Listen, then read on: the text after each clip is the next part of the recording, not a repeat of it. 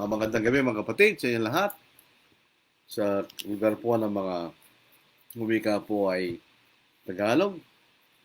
Magandang gabi sa inyong lahat at sa ating mga kaibigan po na kasama po natin sa ating pag-aaral po sa gabing ito. Sa ating po mga kaigsoon, maayong gabi sa inyong tanan, mga kaigsoon. Sa ating mga kakapsat, na imbag nga rabi, kada kayo amin, kakapsat. Diyan po sa may Bicol, Diyos marahay na banggi sa Indog Gabos. Diyan po sa may Pangasinan, Santos Yalabi. Dito po sa Carabao Island, mayad na gabi. Dito po sa amin, maya pa behiki ang kapatad at kareng makiramdam.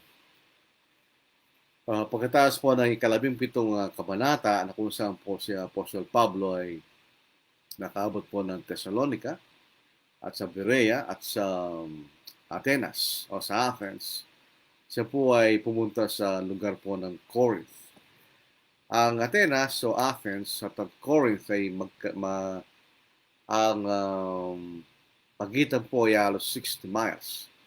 Kung sa kilometers po yan, 96 kilometers ang lagwat ng distansya ng Corinth sa Athens. So ito po ay patibog mula sa Athens ay ang Corinth. So dito po sa unang talata, pagkatapos ng mga bagay na ito, umalis si Pablo sa Atenas at pumunta sa Corinto. Ito pong Corinto, isa sa pinakamahalagang lungsod sa Grego, sa Greece. At actually, ito po ay pangunahing daungan. So, ito po ay pinagtitipunan ng marami mga iba't ibang mga kalakal galing po sa iba't ibang bahagi ng mundo sa panahon na yun. Sapagkat ito po ay isang pangunahing daungan, so ito po ay isang sentro ng kalakal, center of commerce. Ito ay, ang mga tao po rito ay mayroong mga Romano at mga Grego at pinaghalo mga lahi. So, ito ay halo-halo mga lahi ang doroon sa Corinth. At ito po ang kapitolyo ng probinsya ng Achaia. Pumunta po si Pablo rito noong taong 52 AD. So itong kapitolong ito sa ika-18 kabanata ng aklat ng mga gawa ay taong 52 AD. Nakarating po si Apostol Pablo sa lugar na yon. So yun po ang mula sa Atenas, siya bumaba sa timog at pumunta po sa Corinth o sa Corinto. Dito po sa ikalawang talata, natagpuan niya roon ang isang Hudyo ng pangalan ni Aquila, isang lalaking tubong Ponto na kararating pa lamang mula sa Italia kasama si Priscilla na kanyang asawa, sapagkat ipinagutos ni Claudio ng lahat ng mga Hudyo ay umalis sa Roma. Pumunta si Pablo sa kanila. So ito po ay isang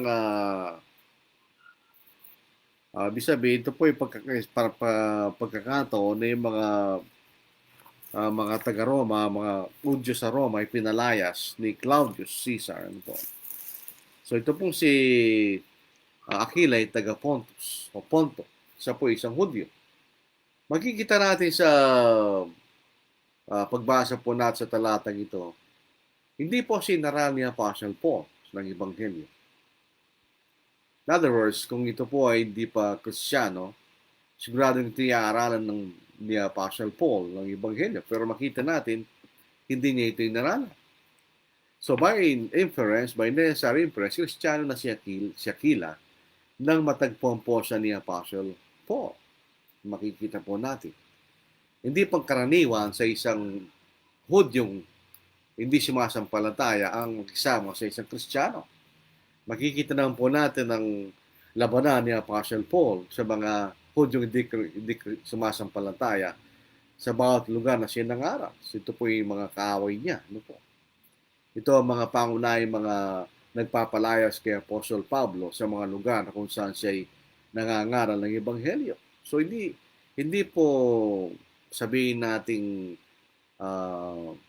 dapat isipin na si Aquila ay Hudyong hindi sumasampalataya. Malapay siya Kristiyanong Hudyo. Maaari maitanong po natin bakit siya tinawag na Hudyo. Sapagkat sabi rito, natagpuan niya roon ng isang Hudyo ng pangalan na Aquila. May di sinabing natagpuan niya isang Kristiyano ng pangalan na Aquila. Sapagkat ipinakikilala lang po ni Lucas kung anong lahi si Aquila. Hindi po siya isang Gentil, kundi siya isang Hudyo. Makita natin. So yun po ay mahalagang ilagay po natin sa ating kaisipan. Hindi po siya Hudyong hindi sumasampalataya. Hindi po siya isang Gentil o isang Grego o isang Romano. Siya po ay may lahing Hudyo na naging Kristiyano. Makikita natin. Makikita po na later on sa chapter 18, meron itong si Aquila at Priscilla ay meron malalim na kaalaman sa Ebanghelyo. At tinuruan po nila si Apollos ng mas eksaktong kaalaman tungkol po sa Ebanghelyo. So, dahil hindi natin makikita ang kasaysayan po ni Aquila na sinaralan at sinabautismohan, by necessary inference, siya po ay Kristiyano na matagpuan ni Apostol Pablo. Ang asawa po ay pangalan ay Priscilla. Sa ibang mga talata, ito ay Prisca. So ito ay short, isang pinaiksing pangalan o maaaring ito ay palayaw. So Priscilla. Meron pong prominenteng pamilya na tinatawag na gens o Prisci. Ito pong prominenteng pamilya na ito ay pinanggalingan ng maraming mga matataas na opisyal sa pamahalaan ng Roma. So ito po ay isang mayaman at may impluwensyang pamilya. Yung pangalan po ni Priscilla ay nagpapahiwatig na siya galing sa gens o Prisci. So kung ito po ay totoo sa ganong klaseng pag-iisip, ay si Aquila na isang Hudyo ay nakapag-asawa ng isang prominenteng babae galing sa prominenteng pamilya. So dito natin makikita ang indikasyon na itong mga Hudyong nakapag-aral ay nakakatungtong po sa mataas na may impluwensyang lugar sa lipunan ng mga Romano. So ito po ang mag-asawang Aquila at Priscilla o Prisca minsan. Dito po sa ikatlong talata. At dahil ang anak buhay nila ay tulad din sa kanila, so hindi lamang po si Aquila ay may lahing Hudyo, kaya siya po ay napalapit kay Apostol Pablo, si Pablo ay napalapit kay Aquila, kundi rin naman siya dahil po sila ay may parehong hanap buhay o occupation. Tingnan natin dito po sa New King James, sa Acts chapter 18, makita natin kung anong salin po ng hanap buhay. Dito po sa 18, dito sa verse 3, so because it was of the same trade, dito po ay trade na sinabi, sa Tagalog, hanap buhay. Ano po itong kanilang trabaho? Dahil ang hanap buhay nila ay tulad din ng kanila, tumuloy siya sa kanila at sila'y magkakasamang nagtrabaho, parehong paggawa ng tolda ang hanap buhay nila. So ito po ay paggawa ng tent o sila po ay tent makers.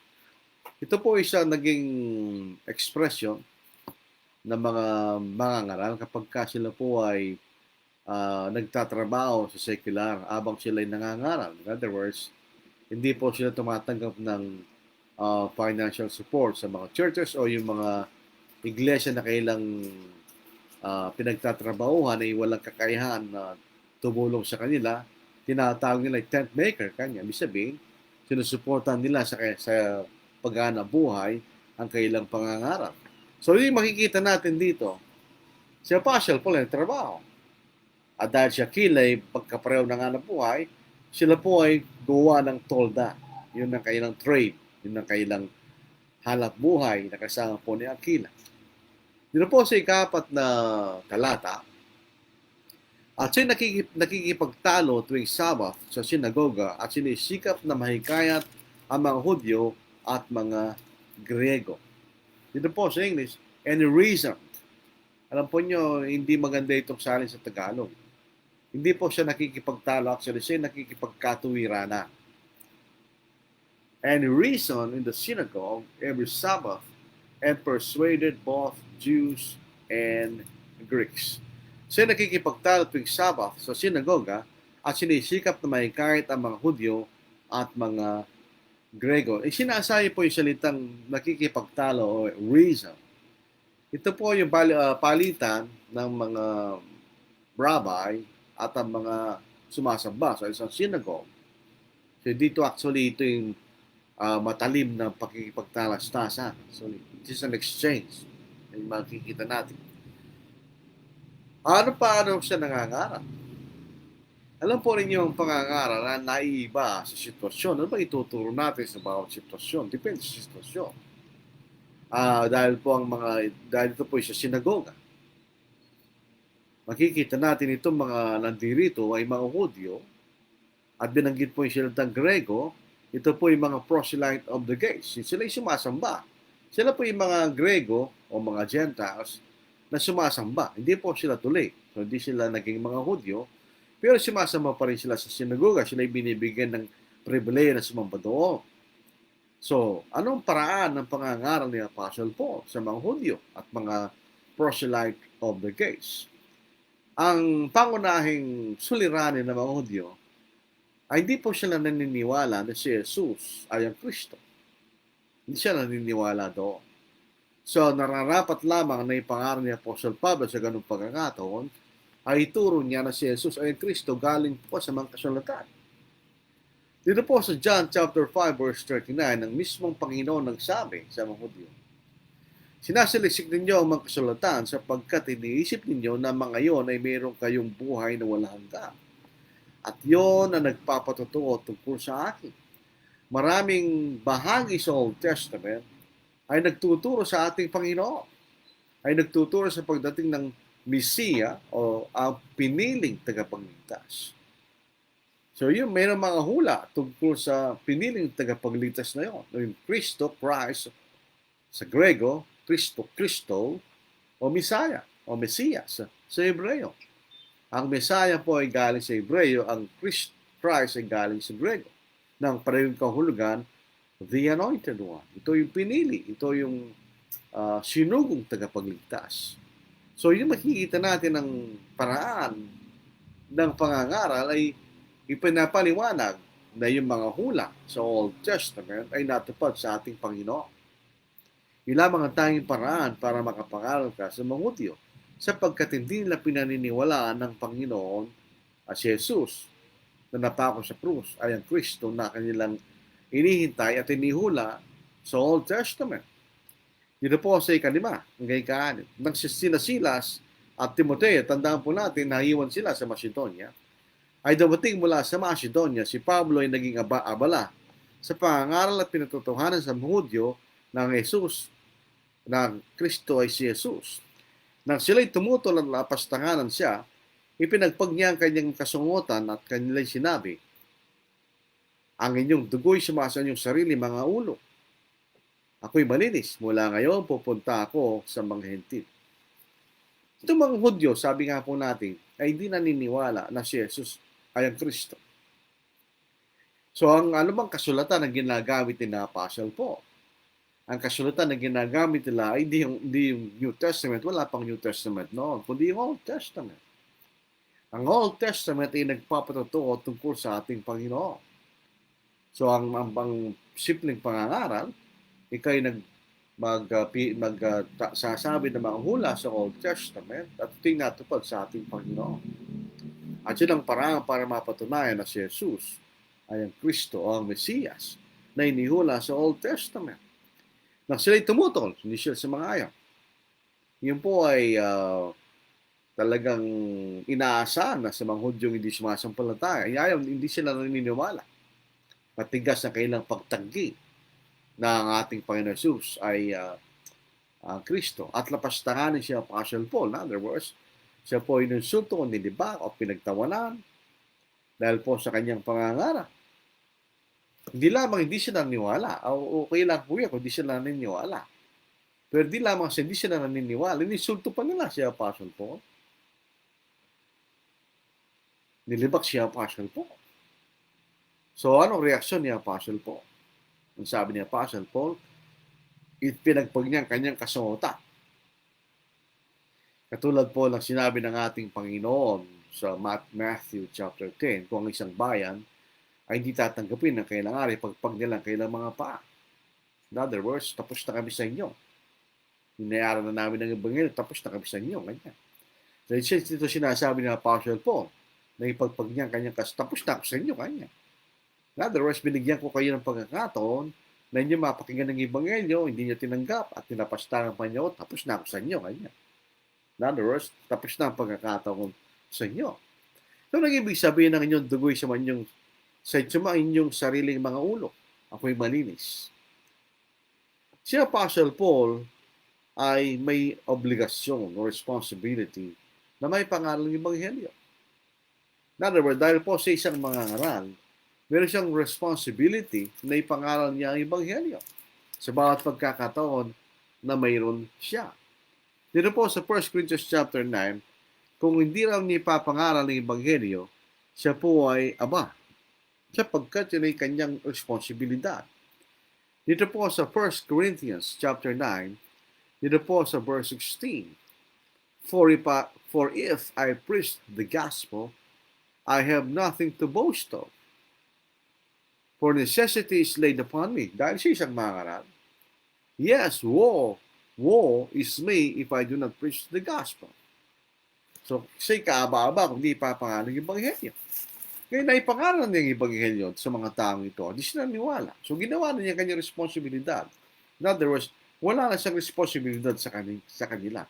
Ipinangaral na niyang katotohanan sa kanila at tinanggihan nila ang katotohanan. Ito po ay may katulad na, ito po ay sa makikita natin. Kapag ay tinuro natin ang Ebanghelyo sa isang tao at tinanggihan niya, inatulan niya ang sarili niya. So wala na siyang pag-asa pagka gano'n. Maliban kung siya'y magbago ng kaisipan later on. Pero pag tinanggihan niya ang Ebanghelyo, wala na siyang pag-asa. Binilagay na niya sarili niya sa takdang kahatulan. Dito po sa John chapter 3 verse 18, ito'y pananalita mismo ng ating Panginoon. Ang sumasampalataya sa Kanya ay hindi nahatulan. Bakit? Sapagkat si maliligtas. Ngunit ang hindi sumasampalataya ay natulan na. Sapagkat hindi siya sumasampalataya sa pangalan ng tayong anak ng Diyos. Kung tayo po'y nangangaral, di tayo tinanggap ang ating aral, wala tayong kasalanan. Wala tayong magagawa sa ganung pagkakataon. Kahit ang Diyos, kapag ang isang tao ay ayaw tumanggap ng Ebanghelyo, wala magagawa ang Diyos. Sapagkat yun ang desisyon ng tao. Gawa ng kanyang sariling kalooban o kanyang sariling pagpapasya. Pero inatulan niya ang sarili niya. Yan ang bayad doon sa kanyang pagtanggi. Yung po sa chapter 20 ng Acts, chapter 26 to 27, nung say, namamaalam sa mga elders sa Ephesus, ito sabi ni Apostle Paul. Kaya nga, pinatutuhanan ko sa inyo sa araw na ito, na ako'y walang pananagutan sa dugo ng sinaman sa inyo.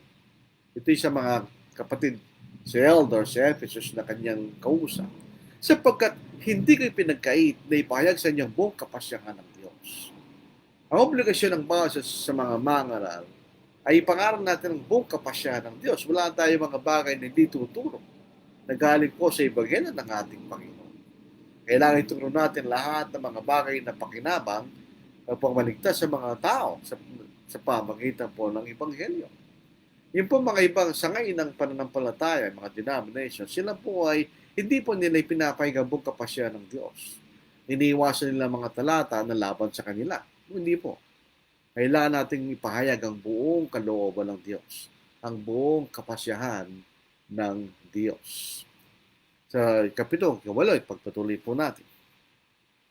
Siya umalis doon, so umalis po siya doon sa sinagoga, at pumasok sa bahay ng isang lalaking ang pangalan ay Tito Justo, na sumasamba sa Diyos. Ang kanyang bahay ay katabi ng sinagoga. At si Crispo, ang pinuno ng sinagoga, ay nanampalataya sa Panginoon kasama ang kanyang buong bayan at marami sa mga taga-Korinto dahil sa pakikinig kay Pablo ay nanampalataya at nabautismohan. So makikita natin dito, itong si Tito Justo ay sumasamba sa Diyos. Ang kanyang bahay ay katabi ng sinagoga. Hindi natin alam kung ano ang lahi po ni Tito Justo. Siya ba isang Hudyo? o sa isang proselyte of the gate. At logically, yun lang dalawa na sapagkat ang bahay po ay katabi ng sinagoga sapagkat sumasamba sa Diyos. So si Crispo na binanggit po rito ang pinuno ng sinagoga. Pag pumunta tayo sa verse 17, hindi na si Crispo ang pinuno ng sinagoga kundi si Sosthenes. Hindi natin alam kung si Crispo nung siya naging Kristiyano ay hindi na siya naging tagapamahala ng sinagoga dahil hindi na siya isang Hudyo kundi isang Kristiyano, o marahil siya at saka si Sosthenes ay sabay na namamahala sa sinagoga, hindi natin alam. Pero sa verse 17, ibang pangalan na sinabing tagapamahala sa sinagoga. Si Crispo po ay ilan sa mga taong personal na binautismuhan ni Apostle Pablo. Si Apostle Pablo ay hindi palaging nagbabautismo. Hindi ang trabaho ng mga aral yun. Ang trabaho ng mga aral ay mangaral. Kung sino man ang pag may nagpabautismo, kahit sino mga Kristiyano ay pwedeng bumautismo sa tao mo. So hindi mahalaga kung sino babautismo sa kanya. So makikita na sa 1 Corinthians chapter 1 verse 14. Ako ay nagpapasalamat sa Diyos na hindi ko binautismo ng sino man sa inyo, maliban kay Crispo at kay Gayo. So siya po yung personal na binautismuhan ni Apostle Paul. Ito pong si Crispus o si Crispo. Yun po sa ikasyam, ikasampo, si Apostle Paul ay nakakita ng isang pangitain. Sa tingnan po natin sa New King James kung ano ang eksaktong asalin ng pangitain. Maaaring in a trance or in a dream, basahin natin. Sa 18 verse 9, Now the Lord spoke to Paul in the night by a vision. So, vision. Pangitay, may nakita si Pablo. Isang gabi, sinabi ng Panginoon kay Pablo sa isang pangitain, huwag kang matakot, kundi magsalita ka at huwag kang tumahimik. Sapagkat ako'y kasama mo, at walang taong gagalaw sa iyo upang saktan ka, sapagkat marami akong tao sa lungsod na ito. And the Lord said, Paul, in the night by a vision, do not be afraid any longer, but go on speaking and do not be silent. Ito po yung New American Standard Bible, 1995. So makikita natin, nung sabihin, do not be afraid any longer. So si Apostle Paul ay natatakot. Hanggang sa puntong yun. Nang sabihin ng Panginoon, do not be afraid any longer, marahil doon uminto ang takot niya. Tandaan po natin, nung siya po ay unang nakatungtong sa Korinto, ito'y kanyang sinalaysay sa unang sulat niya sa mga taga-Korinto. Sa 1 Corinthians chapter 2, verses 1 to 3. Mga kapatid, na ako'y dumating sa inyo, hindi ako dumating na nagpapahayag sa inyo ng patutuo ng Diyos sa pamamagitan ng matatayog na pananalita o karunungan. Sapagkat aking ipinasyang walang anumang malaman sa gitna ninyo, maliban na siya sa Kristo at siya na ipinako sa krus. Ako'y nakasama ninyo na may kahinaan, takot at lubhang panginginig. So, ang sitwasyon ni Apostle Paul nung sinasa Corinth, pagkatapos ng napakaraming pag-uusig laban sa kanya sa bawat lugar na siya nangaral, ay takot. Marahil dahil sabi po ng Panginoon, huwag kang matakot kundi magsalita at huwag kang tumahimik. Pinasya na ni Apostle Pablo na huwag na siya masyadong mangaral sa Korinto dahil nga po sa takot. So isipin po natin, ito isang apostol. Pero siya isang tao. Sino tatakot din katulad ng ordinaryong tao? So sino tatakot at pinasya niya huwag na siya masyadong magsalita. Ang kanyang moral ay mababa sa punting ito. At nag-iisip siya na hindi na siya masyadong mangaral o magsalita. So sabi ni Diyos, wag, ng Panginoon, wag ka nang matakot. Kundi magsalita ka at wag kang tumahimik. Pagpatuloy ka sa iyong pangangaral kanya. Huwag mong iintong yung pagpapahayag ng aking ebanghelyo. Ang sabi ng Panginoon, sapagkat marami akong tao sa lugar ng sud na ito, ano ibig sabihin? Ito po yung ginagamit ng mga Calvinists para sabihin na meron ng maraming akong tao itinakdang maligtas sa lugar na ito. Hindi po yung ibig sabihin ng Panginoon. Ang ibig sabihin ng maraming mga tao bukas ang kaisipan sa lugar na ito. In other words, maraming mga tao handang tumanggap sa Ebanghelyo sa lugar po ng Corinth. Yun ang sinasabi ng Panginoon. So, inikayat niya si Apostle Paul na magpatuloy sa kanyang pangangaral, alisin ang anumang takot sapagkat kasama niya ang Panginoon. Malala po na sa Old Testament, si Joseph, ang Diyos ay kasama niya. Hindi siya napahamak, kundi nasa kanya ang tulong at providensya ng Diyos. Sa ikalabing isa, at siya'y nanatili roon ng 1 taon at 6 na buwan na itinuturo sa kanila ang salita ng Diyos. Pansinin po natin, mula sa pangangaral ni Apostle Pablo, hindi siya nagtatagal ba sapagkat siya pinapalayas na mga Hudyong hindi sumasampalataya. Dito lang itong lugar na kung saan siya tumira ng mas matagal na panahon. 1 year and 6 months. Sa Antioch ay 1 year. Dito po ay 1 year and 6 months. So tumagal siya rito sa lugar ng Corinth sa kanyang pangangaral sa Ebanghelyo. Ganun din po ang Efeso, sa makikita na sa chapter 20, sabi, hindi ako naglikat sa inyo araw at gabi sa loob ng 3 taon. Sa 3 taong nanatili sa Efeso, pero ito later on. Ito po sa Corinth, siya nanatili ng 1 taon at 6 na buwan, 1 year and 6 months.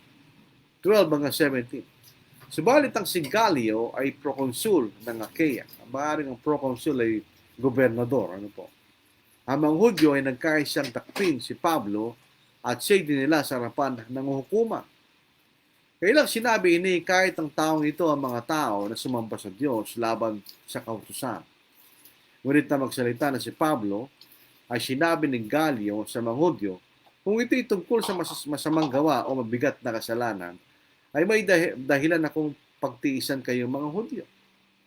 Ngunit yamang ito'y sapin tungkol sa mga salita at mga pangalan at sa inyong sariling kautusan, kayo nang bahala rito, wala akong hangad na maging hukom sa mga bagay na ito. At sila'y pinalis niya sa hukuman. Sinunggaban nilang lahat si Sosthenes, ang pinuno ng sinagoga, at siya'y binugbog sa harapan ng hukuman, ngunit hindi pinansin ni Gallio ang mga bagay na ito. Ito po mga Hudyong di sumasampalataya. Very consistent ang kanilang karakter. Ano po? Sila po'y nagbibigay ng akusasyon na walang batayan. O yung mga akusasyon po nila ay bulaang mga akusasyon. False accusation. Ganun din po ang sinasabi nila rito tungkol sa kay Apostle Paul. Na hindi naman totoo. Ano po? Ang pangaral po ng Ebanghelyo hindi laban sa kautusan ni Moises. Sapagkat ang kautusan ni Moises po ay saksi ang layunin ng kautusan ni Moises patungo sa ating Panginoon. So hindi ito laban sa kautusan ang Ebanghelyo. Ngayon, ito pong si Gallio, sapagkat siya po isang civil authority, hindi po siya religious authority, wala siyang alam tungkol sa kautusan ni Moises. So hindi siya maaaring maging hukom sa isang bagay na hindi niya alam. At kaya po sabi niya, kung ito'y tungkol sa masamang gawa o mabigat na kasalanan, kung ito'y isang krimen, pwede niyang hukuman, magbigay ng katulan kay Apostle Paul. Nagsalita siya Apostle Paul, so nalaman ni Gallio kung anong problema nila. Kaya sabi sa 15, ngunit yamang ito'y isapin tungkol sa mga salita at mga pangalan at sa inyong sariling kautusan, kayo nang bahala rito. Wala akong hangad na maging hukom sa mga bagay na ito dahil wala siyang alam doon. Paano mo hukuman sa isang bagay na wala kang alam? In other words, ito ay isang bagay na hindi sakop ni Gallio bilang gobernador ng Achaia. Ito ay mga bagay tungkol sa pananampalataya. Sabi niya, wala akong hangad na maging hukom sa inyo. Kanya. So, hindi niya inukuman yung bagay na yun. Pero dito po sa 17, nakita ni Gallio na sinaktan nila si Sosthenes. Ba't wala siyang ginawa? Ayon po sa kasaysayan, si Gallio ay isang mabait na tao. Hindi siya marumbadong tao. Siya hindi niya gusto makita yung ganung mga sitwasyon. Kaya hindi niya pinansin. Hindi sila gawa ng masama. Kasi binugbog nila si Sosthenes, ano po, na siyang tagapamahala po ng sinagoga. Dito po si 18. Ngunit si Pablo ay nanatili pa ng mga ilang araw pagkatapos siya nagpaalam na sa mga kapatid dito sa Corinth at buhat do'y naglakbay patungo sa Syria at kasama niya sina Priscilla at Aquila. Inahit niya ang kanyang buhok sa Caesarea sapagkat siya'y may panata. Ang Caesarea po ay malapit sa Corinth. So sila naglakad patungo sa Caesarea. Sinasabi rito na si Pablo may panata. Anong panata yun? Hindi natin alam. Marami sinasabi ang mga commentators kung ito'y Nazarite vow, ano klaseng panata. Hindi tayo pwede magsalita ng gano'n. Dahil hindi naman sinabi sa atin kung anong klaseng panata yun. Ito po bang paggawa ni Pablo na pagsunod sa isang panata ay pagsunod niya sa kautusan ni Moises? Hindi. Sapagkat tinuturo ni Pablo na inalis ng Diyos ang kautusan ni Moises bilang isang kautusan. So bakit siya gumawa ng panata? Sapagkat siya isang Hudyo. At dahil ito nakasanayan nila bilang mga Hudyo, ito po ay kasama na sa kailang nakaugaliang bagay. So ito hindi ginawa ni Pablo bilang isang bagay na may kaugnayan sa kanyang pananampalataya, kundi bilang isang kaugalian bilang isang Hudyo. Ito ba'y lumalabag sa kautusan ni Moises? Hindi. Sa kautusan ng Diyos. Sa Ebanghelyo, hindi siya nagkasala. Walang kautusan na laban sa gayon sa ilalim po ng kautusan ng ating Panginoon.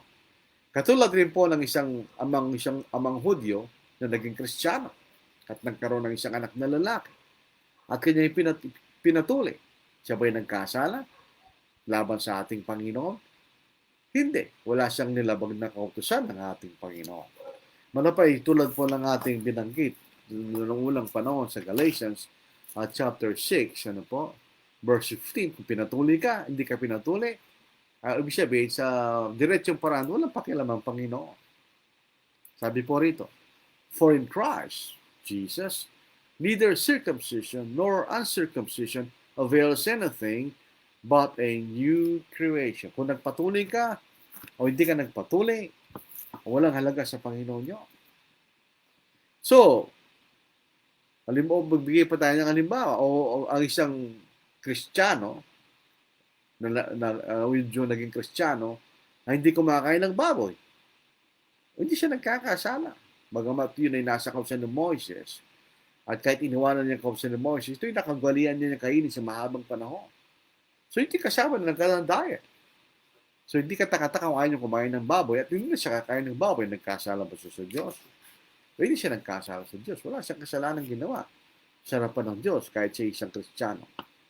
Sa 19, 23, pagdating nila sa Efeso, sila iniwan niya roon. Sinong sila? Si Priscilla at si Aquila.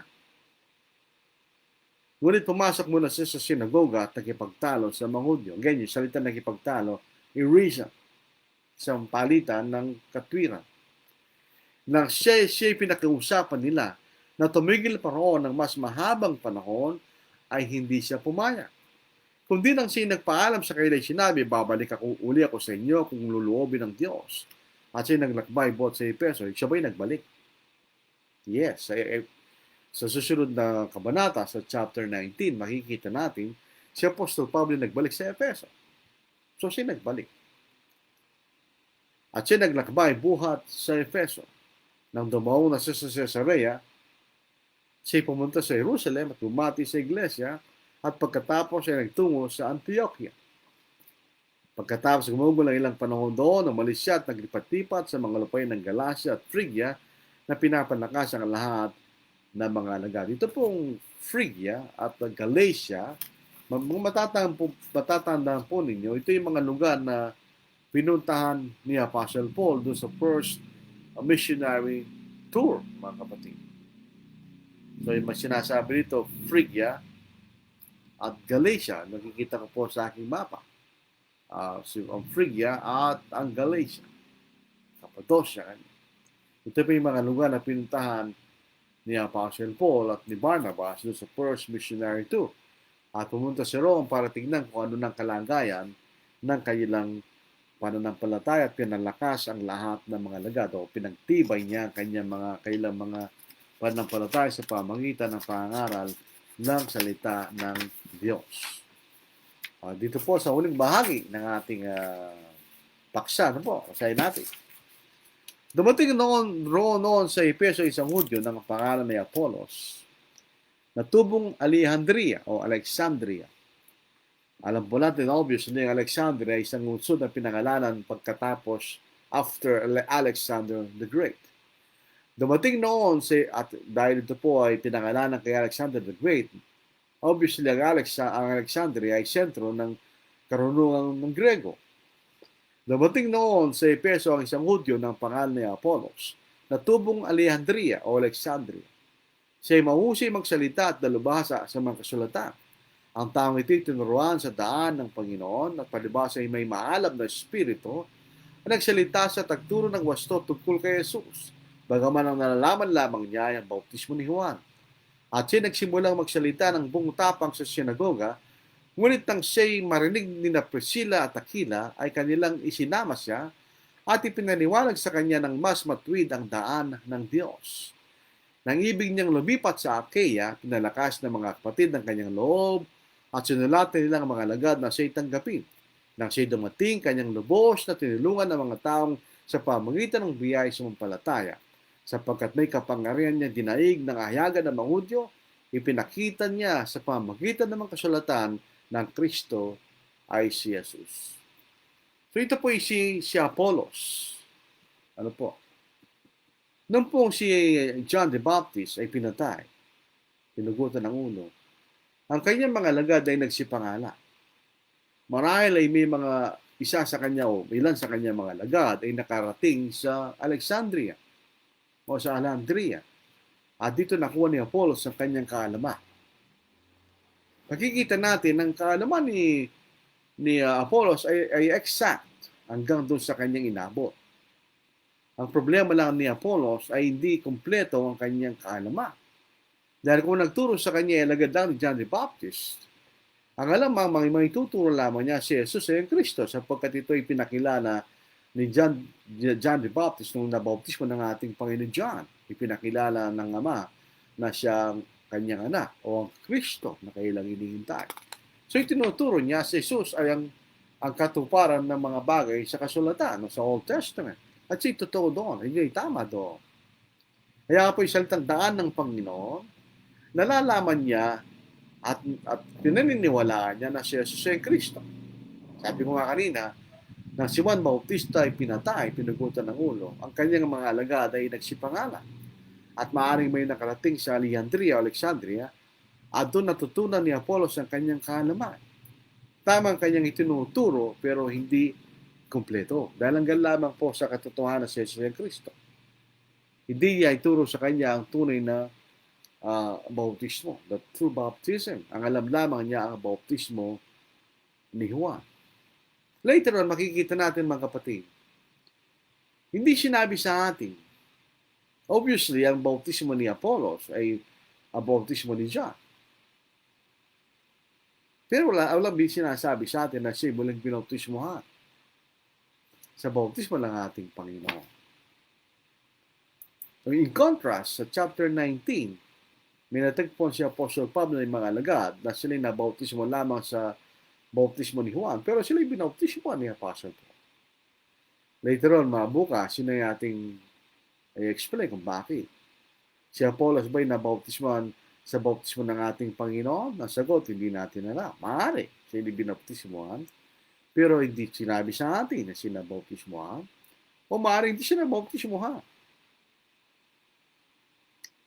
Ako po ay may personal paniniwala na mga apostol ay di nabautismohan doon sa bautismo sa Acts chapter 2. Dahil nabautismo na sila sa bautismo ni Juan at doon sa ang layunin po ay sa kapatawaran ng kasalanan, at malakaragdagan doon sa John chapter 15. Ang sabi ng Panginoon, malis na kayo sa pamamagitan ng aking salita. Kanya. But regardless, whether sila nabautismo na hindi, it's smooth and academic dahil tapos na yun. Walang epekto sa atin. Yun lang ang aking opinion. Hindi ko sinasabi yun ng totoo. So, makikita natin, yun ang problema doon sa tinuturo ni Apollos.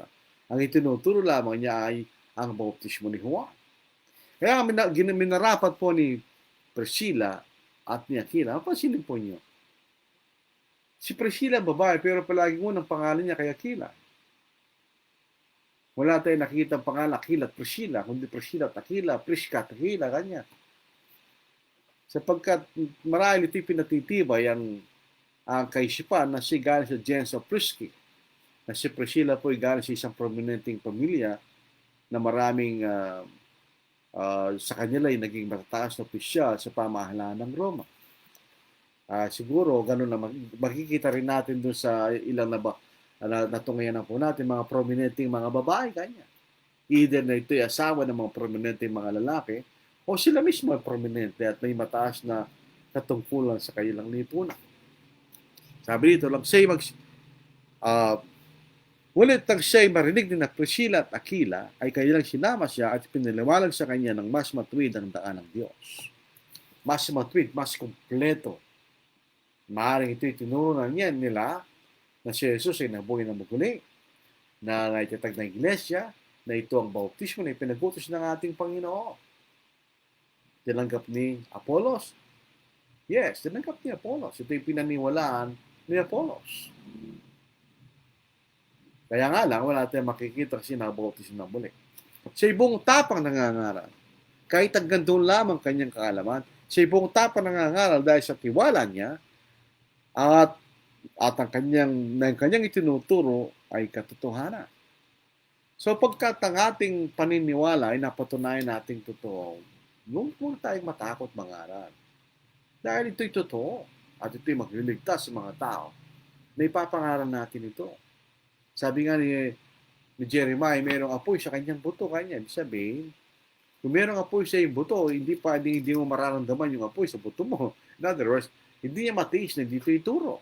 Huwag nating pabayaan na huwag nating ipangaral ng Ebanghelyo kung meron tayong mga pagkakataon. So, ipinaniwalag ni Priscilla Aquila ang tamang bautismo. Ito ang bautismo ng ating sa autoridad ng ating Panginoon at ito yung bautismo ni Juan. Sa verse 27, gusto po niyang lumipat sa Achaia, obviously sa Corinth. Kung papasin po natin sa sulat ni Pablo sa Corinto, binanggit niya, totoo po si Apostle Paul ang nagsimula ng gawain sa Corinth. Pero sino nagpatuloy? Si Apollos. Pagkalis ni Apostle Paul, bumalik sa Antioquia, si Apollos ay pumunta sa Corinth. Basahin po natin, po. So yung halimbawa niya sa kanya at kay Apollos, ay totoo nangyari yun. Dito po sa 1 Corinthians chapter 3, sabi rito, verse 5, who then is Paul? And who is Apollos? But ministers or servants, through whom you believed as the Lord gave to each one. I planted, sabi ng Amerikano, I planted, Apollos watered, but God gave the increase. So, si Pablo nagtanim, si Apollos nagdilig. Si Pablo nagsimula, si Apollos nagpatibay. So, yun ang naging kalakaran sa Corinth. Pagkatapos ni Pablo ay si Apollos. Pansinin po ninyo, sila'y gawa ng sulat sa mga lagat sa Corinth na siya tanggapin sapagkat sa isang kapatid sa pananampalataya. Kapag tayo lumilipat po ng membership ng local church for whatever reason, maliban lang kung nagkasala doon sa pinanggalingan mo, meron bang ganun eh. Nagkasala sila sa pinanggaling, tinatakasan nila at pupunta sa ibang kongregasyon. Pero mas maganda kung tayo lilipat sa ibang kongregasyon na sabihin natin sa kasalukuyan nating kongregasyon na bigyan tayo ng sulat na nagpapakita ng kaalaman na ikaw ay tapat na kapatid sa kongregasyon na yon at tanggapin ka pagdating sa kabilang kongregasyon na kung saan ka lilipat. Yun ang makikita natin dito. Binigyan siya ng susulat, ibinigay kay Apollos para mapatunayan niya na siya ay tapat na alagad doon sa Efeso na siya lumipat sa Corinth. So, yun pa makita natin. Mas maganda po yun para wala na po masyadong alingas-ngas sa iyong paglipat sa kabilang kongregasyon. Ang tapang at paninindigan ni Apollos ay nagpatuloy sa Corinth. Tingnan po ninyo. Nang siya'y dumating sa Corinth, Kanyang lubos na tinulungan ng mga taong sa pamamagitan ng biyaya ay sumampalataya. So ito yung mga tao na bautismohan.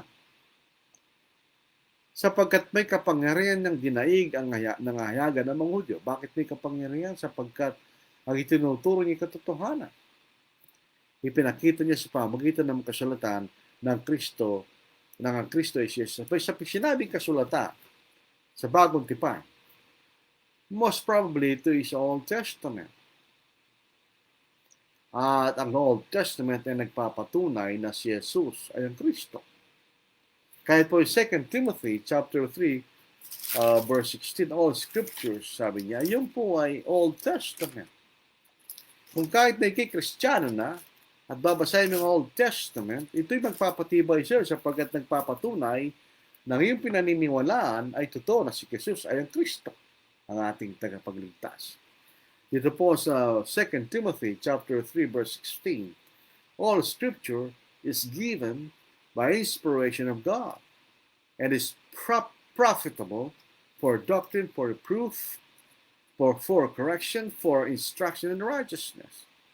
So ito po ay Old Testament. Sabihin natin na Old Testament ay walang kahalagaan sa ating pananampalataya, mayroon. Sapagkat nagpapatunay sa ating pananampalataya na si Jesus na ating sinasampalatayanan ay ang inihulang Kristo sa Old Testament. So ito po makita natin sa chapter 18. Ito about Corinth at paglipat po ni Apollos from Ephesus to Corinth. Makita natin. So ito po ang ating pag-aaral po sa gabing ito tungkol po sa pagdating ni Pablo sa lugar ng Corinth.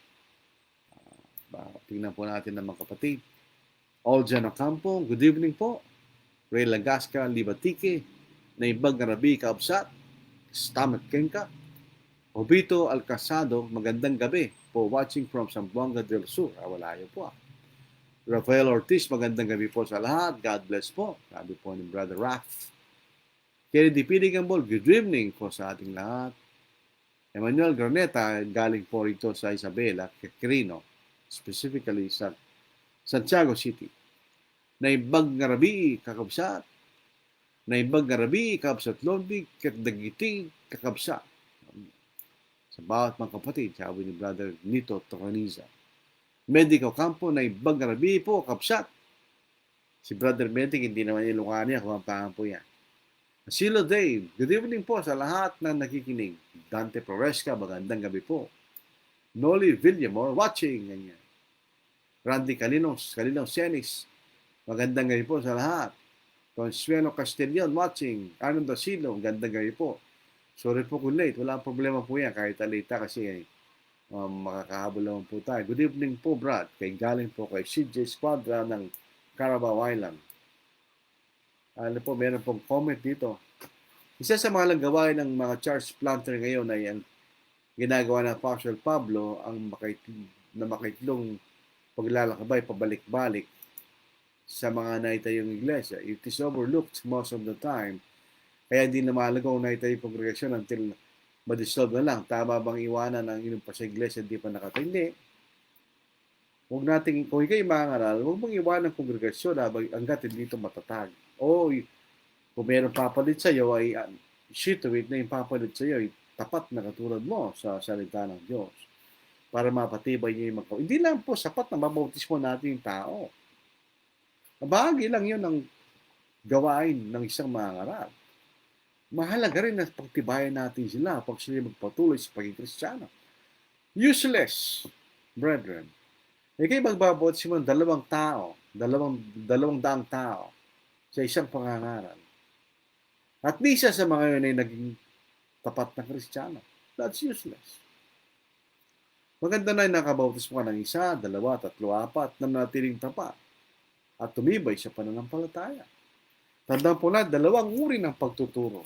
Ang pagtuturo ay kayo maging alagad at ang pagtuturo para manatili kang alagad ng ating Panginoon sa buong katapatan. Dito po sa Matthew chapter 28, verse 19 to verse 20. Basahin po natin. Ayan. Ito po. Go therefore and make disciples of all the nations. How do you make disciples? By preaching the gospel, baptizing them in the name of the Father, the Son, of the Holy Spirit. Meron naman pagtuturo, teaching them to observe all things that I have commanded you, and lo, I am with you always, even to the end of the age. Amen.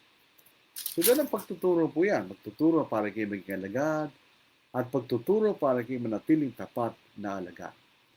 Rafael Ortiz, sa mga denomination ay nasa maling pagsamba at marami pang iba. Sila ba'y nakatulong? Yes. They are already judged. Dahil hindi na tinanggap ang Ebanghelyo. Actually, nagbibigay pa sila ng kalituhan sa mga tao. Si Piligamon, narinig ko sa ibang mga Brad na unang nabanggit ang pangalan Priscilla dahil lang siya ay unang naging Kristiyano, at sa mga sumusunod na mababasa natin ay unang nabanggit si Aquila. Narinig ko lang sa mga paliwanag. Actually, hindi natin alam ang talagang dahilan bakit ng unang pangalan Priscilla kay Aquila.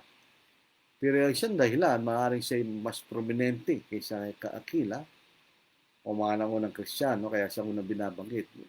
Regardless, wala naman pong halagay kung siya'y nauna o siya'y nahuli. Ang makita natin sila yung mag-asawa, ito si Priscilla at si Aquila. Meron pong humabol, Ruben Cañada, watching from Davao, Edna Delfino, William Mayor, good evening po sa lahat. Siya po ay sa Dolores, Quezon, si Jenaline, blessed evening brothers and sisters. Okay, so diyan po ang ating pagtuturo po sa gabi. Para sa kabatiran po ng lahat, na balita ko po kay Brother Jim McDonald na si Brother Rolly Salvador ay nasa ospital yata at nagkaroon ng COVID. Panalangin po natin ang kapatid. Sama natin sa panalangin po sa kanyang galingan. Marami po mga kapatid ang nagkasakit po ng COVID, pero marami rin po ang gumaling.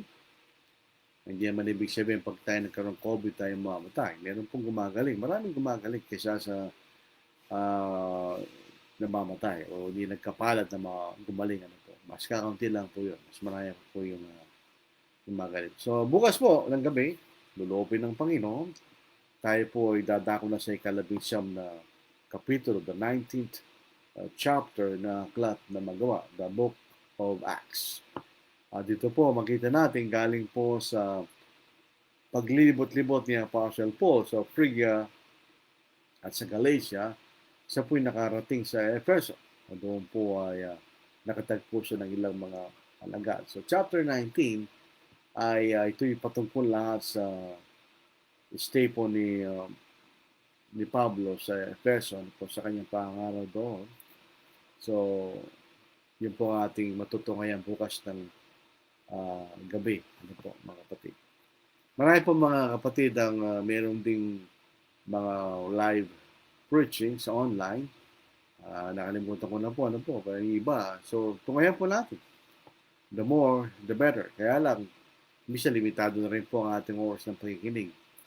Si Brother John Bautista po ay nahinto na po sa kanyang live preaching dahil po sa mabigat na trabaho sa universidad. Po.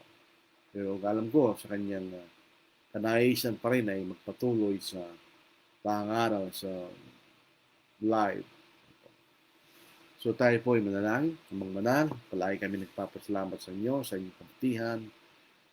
At dahil po sa inyong dakilang pagmamahal sa amin, sinugo mo yung anak pang ngayon maligtas. Palagi rin po kami nagpapasalamat sa aking Panginoon na nagpakumbaba at nagtulad sa amin at naging masunod na sa kamatay sa krus para lamang sa aming kaligtasan at sa pagpapayag po ng Espiritu Santo na mabuting balita na ito at Diyos. Nagpapasalamat kami sa magbibigay buhos niyo sa amin ng aming pangangailangan sa araw. At hindi po niya pinababayan ng Diyos. Kami po talaga nagpapasalamat. Hindi na dalangin na yung mga kapatid na sa karamdaman, sa Brother Rod Salvador, sana po ay siya gumaling sa karamdaman niya. At sa ibang mga kapatid na nasa may karamdaman din po, sana po silang gumaling. Alam po na ikaw po dakilang magagamot at ikaw ang tunay na pagtugaling sa mga sakit. Kami po ay humingi ng tawad sa mga pagkakasala ng Diyos. Patawarin niyo kami. Sana ipatuloy po ang pag-iingat sa amin at ang patnubay sa pamagitan ng salita. Ingatan po niyo kami sa mga tabag na ito at nawi luubin mo na magpatuloy kami sa buhay na ito sa araw po ng bukas. At ang mga bagay tayo may hinihingi sa kilang pangalan po sa Kristo. Amen. Bukas po mga kapatid, lulubin ng Panginoon. Stay safe.